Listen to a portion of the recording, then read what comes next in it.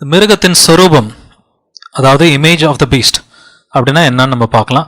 அதற்கான மூல வசனம் வெளிப்படுத்தல் 13வது அதிகாரம் 15வது வசனம். மேலும் அம்மிருகத்தின் சொரூபம் பேசத்தக்கதாகவும் மிருகத்தின் சொரூபத்தை வணங்காத யாவரையும் கொலை செய்யத்தக்கதாகவும் மிருகத்தின் சொரூபத்திற்கு ஆவியை கொடுக்கும்படி அதற்கு சத்துவம் கொடுக்கப்பட்டது. ஸோ மிருகத்தின் சொரூபத்தை வணங்காத யாவரையும் கொலை செய்யத்தக்கதாக அதுக்கு சத்துவம் கொடுக்கப்பட்டது அப்படின்றத நம்ம பார்க்குறோம். மிருகத்தின் சொரூபத்தை வணங்கினார்கள் அப்படின்னா மிருகத்திற்கு கீழ்ப்படிந்து இருந்தார்கள். வணங்குறதுனா ஏற்கனவே நம்ம பார்த்துருக்குறோம், கீழ்ப்படிந்து நடக்கிறது தான் வணங்குறது அப்படின்றத பார்த்தோம். திரும்பவும் அந்த வசனங்கள் பார்க்கலாம். ஆதியாகமம் 27வது அதிகாரம் 29வது வசனம். ஜனங்கள் உன்னை சேவிக்கவும் ஜாதிகள் உன்னை வணங்கவும் கடவார்கள். உன் சகோதரருக்கு எஜமானனாய் இருப்பாய். உன் தாயின் பிள்ளைகள் உன்னை வணங்குவார்கள். உன்னை சபிக்கிறவர்கள் சபிக்கப்பட்டவர்களும் உன்னை ஆசிர்வதிக்கிறவர்கள் ஆசிர்வதிக்கப்பட்டவர்களுமாய் இருப்பார்கள் என்று சொல்லி அவனை ஆசிர்வதித்தான். ஈசாக்கு தன் பிள்ளை யாக்கோபை ஆசிர்வதிக்கிறான். என்ன சொல்லி ஆசிர்வதிக்கிறான்? உன் தாயின் பிள்ளைகள் உன்னை வணங்குவார்கள். சிலை வழிபாடு பண்ண சொல்றானா? இல்லவே இல்லை. அவனுக்கு யாத்திராகம கட்டளை தெரியும், சிலை வழிபாடு பண்ணக்கூடாதுன்றது ஈசாக்குக்கு தெரியும். ஆனால் கட்டுப்பட்டு இருப்பார்கள், உன் சகோதரர்கள் உனக்கு கட்டுப்பட்டு இருப்பார்கள் அப்படின்றத இங்க வணங்குவார்கள் இல்லை வணங்கவும் கடவர்கள் அப்படின்னு சொல்லி சொல்றான்.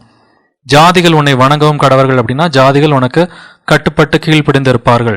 உன் தாயின் பிள்ளைகள் உன்னை வணங்குவார்கள்னா உன்னை சகோதரர்கள் சகோதரிகள் உனக்கு கட்டுப்பட்டு கீழ்ப்படிந்து இருப்பார்கள். இதே காரியத்தை யாக்கோபும் பண்றான். யாக்கோபு ஆதியாகமம் 49வது வசனத்துல 49வது அதிகாரம் 8வது வசனத்துல யூதாவை எப்படி ஆசீர்வதிக்கிறான்றதை பாருங்க. யூதாவே, சகோதரரால் புகழப்படுபவன் நீயே. உன் கரம் உன் சத்துருக்களுடைய பிடரையின் மேல் இருக்கும். உன் தகப்பனுடைய புத்திரர் உன் முன் பணிவார்கள். ஸோ அந்த 11 பேத்தையும் பார்த்து சிலை வழிபாடு பண்ண சொல்றானா? இல்லவே இல்லை.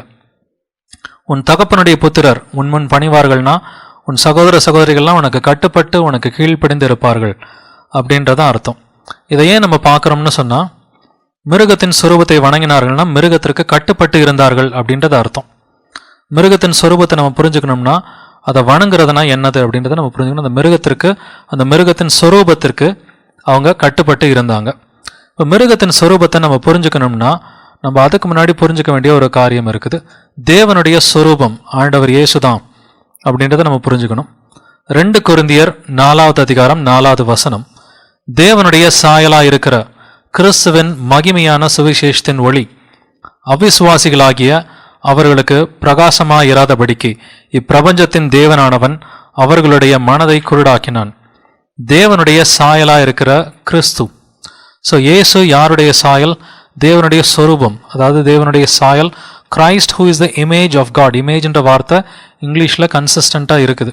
இங்கே ஒரு இடத்துல தமிழில் வந்துட்டு சாயல்னு இருக்கும், இன்னொரு இடத்துல சொரூபம்னு சொல்லியிருக்கோம். இங்கிலீஷில் கன்சிஸ்டண்ட்டாக இமேஜ்னு சொல்லி இருக்குது. இது ஒரு வசனம் மட்டும் இல்லை, கொலோசையர் 1:15 இதே மாதிரி ஒரு வசனம் இருக்குது. கொலோசையர் 1:15 அவர் அதரிசனமான தேவனுடைய தற்சொரூபமும் சர்வ சிருஷ்டிக்கும் முந்தின பேருமானவர். He is the image of the invisible God. இமேஜ்ன்ற வார்த்தை கன்சிஸ்டண்ட்டாக வருது. ஸோ இயேசு தான் தேவனுடைய தற்சொரூபம், தேவனுடைய சொரூபம் ஆண்டவர் இயேசு. எபிரேயர் 1:3 பார்க்கலாம். இவர் அவருடைய மகிமையின் பிரகாசமும் அவருடைய தன்மையின் சொரூபமுமாய் இருந்து சர்வத்தையும் தம்முடைய வல்லமையுள்ள வசனத்தினாலே தாங்குகிறவராய் தம்மாலே தாமே நம்முடைய பாவங்களை நீக்கும் சுத்திகரிப்பை உண்டு பண்ணி உன்னதத்திலுள்ள மகத்துவமானவருடைய வலது பாரிசத்தில் உட்கார்ந்தார். அவருடைய தன்மையின் சொரூபமாயிருந்து, இங்கிலீஷில் பார்த்தாக்க express image of his person. So அதாவது ஆண்டவர் இயேசு கிறிஸ்து தான் தேவனுடைய சொரூபம் அப்படின்றத பார்த்தோம். ஸோ தேவனுடைய சொரூபம் யாரு? ஆண்டவர் இயேசு. அவர் மாம்சத்தில் வந்தார், ஒரு மனுஷனாக வந்தார்.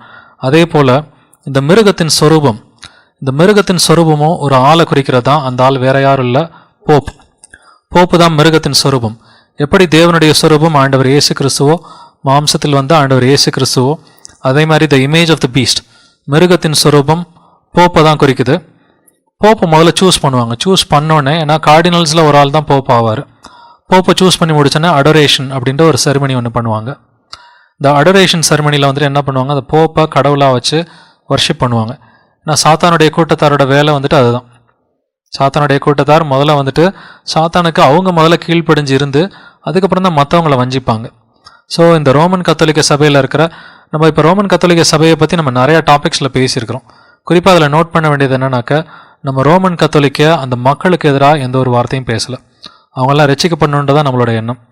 ஸோ நம்ம பேசுகிறதெல்லாம் அந்த மேனேஜ்மெண்ட்டோட அந்த ஃபால்ஸ் டிசப்ஷனை எக்ஸ்போஸ் பண்ணுறது தான் நம்மளோட வேலை. போப் அவனோட சுற்றி உள்ள கார்டினல்ஸ், அந்த பிஷப்ஸ் இல்லை அந்த ப்ரீஸ் அண்ட் நன்ஸ், இவங்களோட கள்ள போதகத்தை அந்த எக்ஸ்போஸ் பண்ணுறதான் நம்மளோட வேலையை ஒழிய அங்கே இருக்கிற மக்கள் எல்லாரும் ஏசப்பா ரசிக்கப்படணும்னு ஆசைப்பட்டார். பிரியமாக கூப்பிடாரு, என் ஜனங்களே அப்படின்னு சொல்லி கூப்பிடாரு. நம்மளும் ஏசப்பாவோட பிள்ளைங்க, அவங்கெல்லாம் வந்து நம்மளோட சகோதர சகோதரிகளாக வந்து நினச்சி அவங்க எல்லாரும் ரசிக்கப்படணும்னு சொல்லி எல்லாருக்கும் சுவிசேஷத்தை அறிவிக்கணும். ஸோ இது ரோமன் கத்தோலிகர்களுக்கு எதிரான போதனை கிடையாது. இது அந்த சபைக்கு எதிரான போதனை, அந்த சபையை நடத்துகிற போப்புக்கு எதிரான அந்த போதனை தான் இது. மிருகத்தின் சொரூபம் இது வந்துட்டு போப்பை குறிக்கிறது தான். இமேஜ் ஆஃப் த பீஸ்ட் இது போப்பு தான்.